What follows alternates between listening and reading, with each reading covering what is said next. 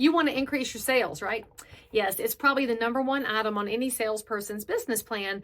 However, whether you're selling real estate or mortgages or cemetery plots, there's got to be some detail and some action about how you're going to increase your sales. They're not just going to happen because you wished for it.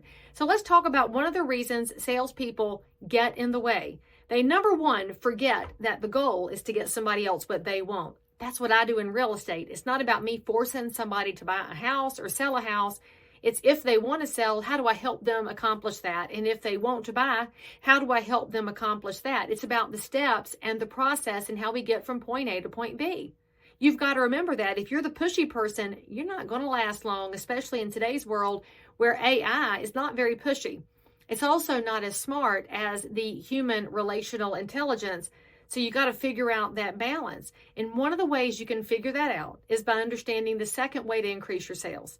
And that is to reduce friction in the process. And if you want to know what friction looks like, let me give you an example. I became an auctioneer in 2024. Now, of course, I'd been doing charity auctions for a while, but I said, hey, Lee Brown, go get the license, and then you can auction real estate too.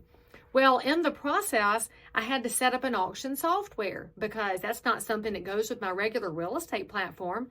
So I started reaching out to the different auction platform companies. The first one that I'd heard about from a friend, highly recommended. Okay, I was already halfway sold because I loved the person who sent them to me. So I went to their website and inquired for information. And then it forced me to set up an online meeting. So I set up the online meeting. And when we had the online meeting, the fella on the other end started asking me questions that I'd already answered in the form. So my patience was already getting real slim.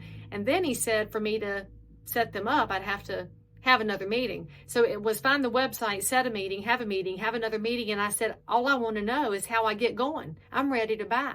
And he said, that's not how we work. We have steps and steps and steps. So my temper may have flared and I may have hung up the phone and moved along. I would never use somebody who causes friction in the process. I'm a buyer ready to buy. You should be ready to sell. So I called the second company. And the second company was a very nice young man. And I looked at their website and it looked like a 1998 website. And yes, I'm old enough to remember what our sites looked like back then because my daddy was one of the first people in the Charlotte real estate market to have his own website. I remember what they looked like. It's dreadful. So I talked to the salesman and I said, oh my, this is a rather dated site. Y'all going to update this anytime soon? And he said, no. I said, do you like it? And he's like, it's all right. Why should I use it? A lot of people do. He wasn't excited about his own website. And I felt kind of sad for the fella because he's selling something he doesn't believe in. So he wasn't really selling it. He was just making it available. And I just really felt sorry for him. So I did not buy that product because as a buyer, I want to feel good and energized about the dollars that are leaving my pocket. So I reached out to the third company. And the third company said, we're on it. Yes, yes, yes. And I said, well, I need X. And they said, all right. And I said, I want to test Y. And they said, let's do it. They spent a crazy amount of time with my team members to help them feel comfortable with the site, how to upload it, provided customer service ongoing until everybody was happy. There was no friction. There was excitement to be my vendor of choice. And in fact, they sent me a little package in the mail with their little notebook. And I chose Auctioneer software. And they sent some ink pens and some koozies because everybody loves koozies.